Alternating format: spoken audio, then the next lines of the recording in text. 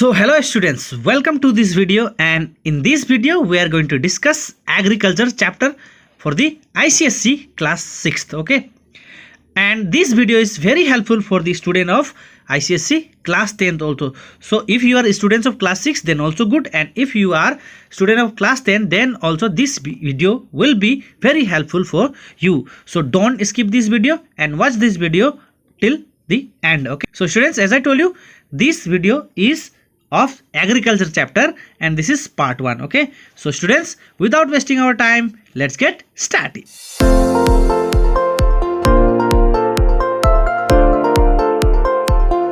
Agriculture. Now students, what is agriculture? So agriculture is the practice of cultivating plants and livestock. यानी कि agriculture क्या होती है? Agriculture plants को cultivate करना, यानी कि क्रॉप्स को कल्टीवेट करना, दूसरी भाषा में अगर मैं कहूँ तो क्रॉप्स को कल्टीवेट करना, और साथ ही साथ में लाइफ स्टॉक को भी पालना, यानी कि जंतु जानवर, यानी कि गाय भैंस बकरियाँ, उसके अलावा मुर्गियाँ, ये सारे यानी कि एनिमल्स को भी पालने को हम लोग साथ में क्या कहते हैं? एग्रीकल्चर कहते हैं। यानी कि बच्चों, एग्रीकल्चर मतलब सिर्फ यही नहीं कि आप क्रॉप्स को ग्रो करेंगे यानी कि कल्टीवेशन करेंगे, उतना ही नहीं होगा, उसमें आपका आ जाता है क्या है? लाइफ स्टॉक भी, यानी कि जंतु जानवर पालन भी इसमें आ जाता है। और आगे क्या है बच्चों? Agriculture plays a crucial role in the economy of developing countries and provide the main source of food, income, employment to the rural population. क्या बता रहा है बच्चों?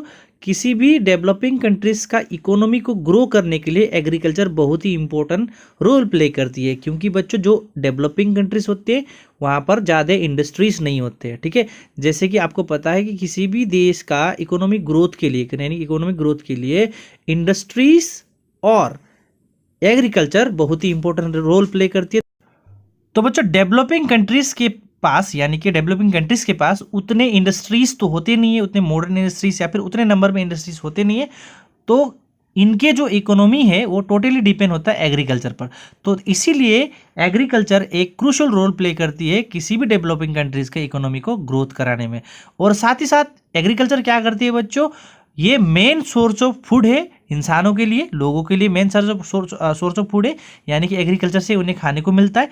उसके अलावा डेवलपिंग कंट्रीज में जितने भी लोग हैं उनके लिए इनकम का सोर्स भी यही है, और यही इन्हें एम्प्लॉयमेंट भी देता है, यानी कि इन्हें रोजगार भी देता है, काम भी देता है। ठीक है, स्पेशली डेवलपिंग कंट्रीज के रूरल पॉपुलेशन के लिए। ठीक है, आगे क्या है बच्चों? Agriculture can help reduce poverty, raise income and improve food security. यानी कि बच्चों, एग्रीकल्चर क्या कर सकती है?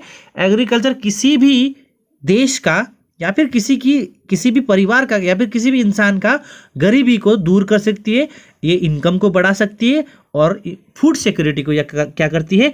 इम्प्रूव करती है। ठीक है, यानी कि पॉवर्टी हटाना मतलब क्या है? इनकम, अगर किसी इंसान का इनकम रेज हो जाएगा, यानी इनकम बढ़ेगा, तो ऑटोमेटिकली पॉवर्टी हट जाएगा, यानी गरीबी हट जाएगा, और उनके पास फूड भी अवेलेबल रहेगा। यानी कि एग्रीकल्चर क्या करती है बच्चों? वही गरीबी को हटाती है, रिड्यूस कम यानी कि कम करती है, और इनकम को बढ़ाती है, और साथ ही साथ फूड सिक्योरिटी को भी इंप्रूव करती है। Next, it is the most important occupation of man because nearly 2/3 of the labour force of today engage in agriculture. तो अगर हम बच्चों किसी भी ऑक्यूपेशन की अगर हम बात करें तो सबसे इंपॉर्टेंट ऑक्यूपेशन है आपका agriculture.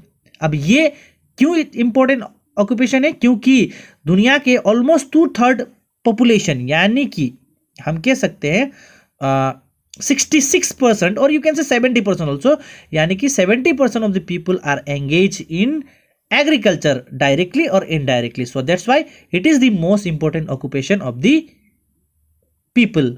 Okay, next students, agriculture includes forestry, farming, horticulture, poultry, mushroom development etcetera. जैसे कि मैंने आपको बताया बच्चों, एग्रीकल्चर कोई एक छोटा टर्म नहीं। So students, agriculture is this term is very big term. Okay, it includes everything. So agriculture is not only growing crops or animal husbandry. Okay, it means domesticating animals. It includes students forestry, farming, horticulture. Now what is horticulture? Horticulture is growing flowers, fruits and vegetables. Okay, for horticulture, and poultry means here, okay, poultry का मतलब क्या होता है बच्चों? यहाँ पर मुर्गी पालन। ठीक है, then beside this mushroom developing etcetera.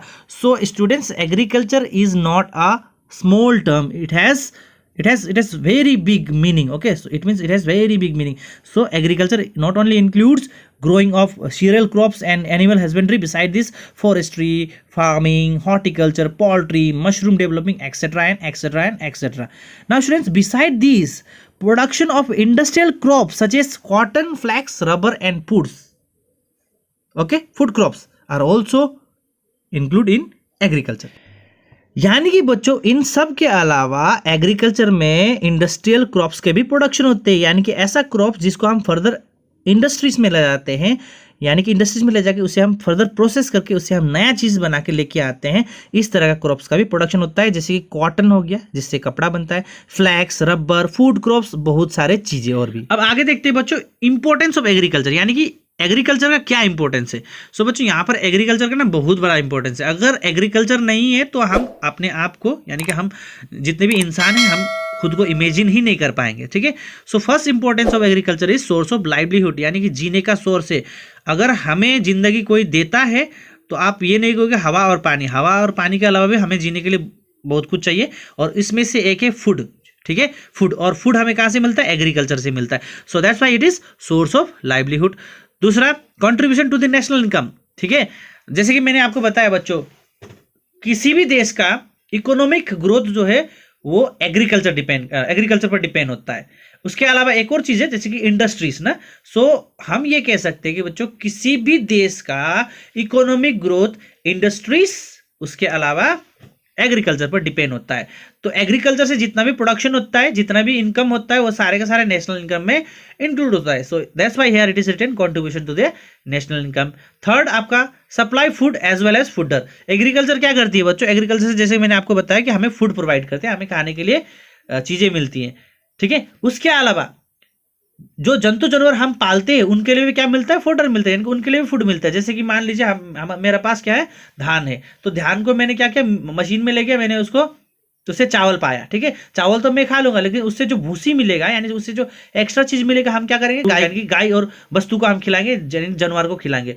तो एग्रीकल्चर से हमें क्या मिलता है? फूड तो मिलता ही मिलता है, साथ ही साथ हमारे एनिमल्स के लिए क्या मिलता है? फूडर में मिलता है। ठीक है, सो नेक्स्ट क्या है बच्चों? Significance in international trade. Okay, so agriculture products, students, like sugar, tea, rice, spices, tobacco, coffee constitute the major item of export of countries. They rely on agriculture. देखिए बच्चों, जैसे कि क्रॉप्स, बहुत सारे crops हो गए जिसको हम क्या करते हैं? हम एक्सपोर्ट करते हैं, यानी कि विदेशों में बेचते हैं।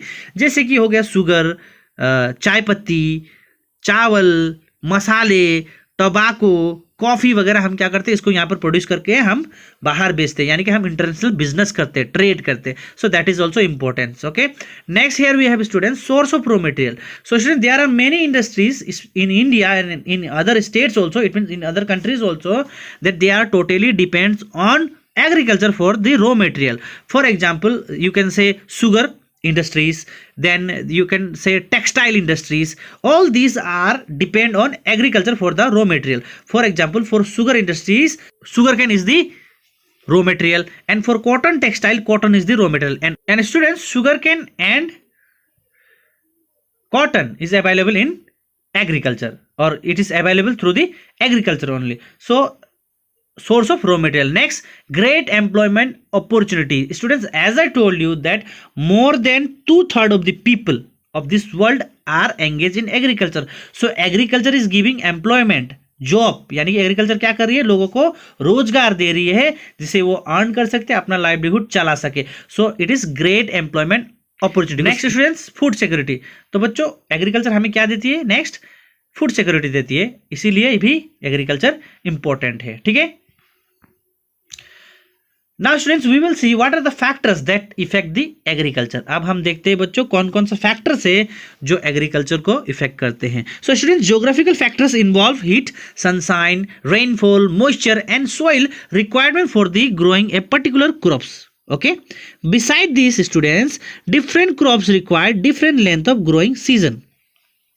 Okay, so let us see first factor here, that is climate. Okay, so climate. So students, temperature and rainfall are the main factors required to grow the particular crop. यानी कि बच्चों, किसी एक क्रॉप को अगर हमें उगाना है तो हमें पर्टिकुलर एक टेम्परेचर चाहिए और पर्टिकुलर एक हमें रेनफॉल चाहिए। मान लीजिए मैं एग्जांपल लेता हूँ एक व्हीट, गेहूं का, ठीक है। तो गेहूं के लिए जो टेम्परेचर चाहिए होते हैं ना बच्चों, वो होते हैं 10 डिग्री सेल्सियस से लेकर 15 डिग्री सेल्सियस तक। उसके अलावा उसे रेनफॉल चाहिए होती है 50 सेंटीमीटर से लेकर 100 सेंटीमीटर तक। तो अगर इस बीच में टेम्परेचर रेनफॉल अवेलेबल होता है उस रीजन में, तो वहां पर क्या होगा, व्हीट जो है बहुत ही बढ़िया से ग्रो होगा, बहुत ही बेहतर तरीके से यहाँ पर यील्ड देगा, ठीक है। उसके अलावा अगर हम बच्चों राइस की अगर हम बात करें, चावल की अगर हम बात करें, तो चावल को टेम्परेचर चाहिए 16 डिग्री सेल्सियस से लेकर 32 डिग्री सेल्सियस तक, ठीक है। उसके अलावा उसे रेनफॉल ज्यादा चाहिए एज कंपेयर टू व्हीट, ठीक है। यहाँ पर क्या दिख रहा है हमें बच्चों, व्हीट को टेम्परेचर भी कम चाहिए और रेनफॉल भी थोड़ा कम चाहिए एज कंपेयर टू राइस, और राइस को टेम्परेचर भी ज्यादा चाहिए, उसके अलावा रेनफॉल भी ज्यादा चाहिए as compare to wheat.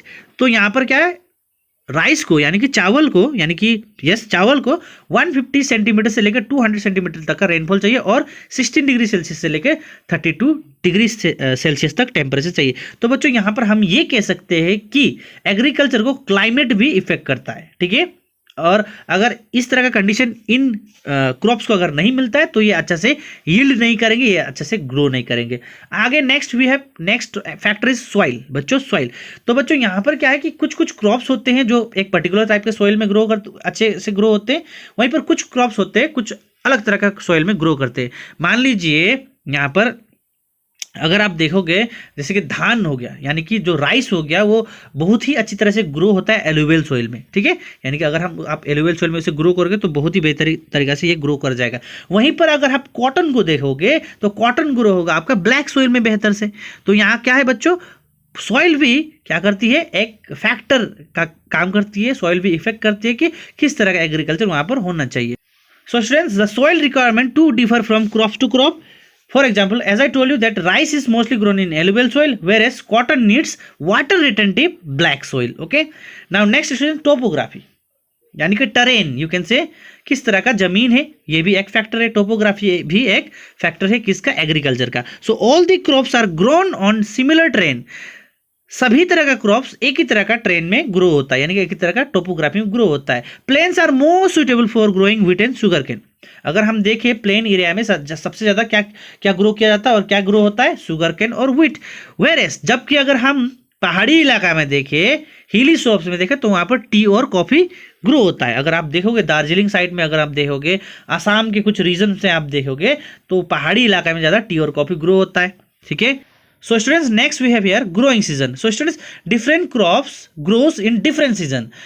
Some crops are there, students, they grow in summer season, and some crops are there, they grow in winter season, and some are there which are grown in autumn or spring season. So that's why students, different crops are grown in different season. So the crops that is grown in summer season are known as kharif.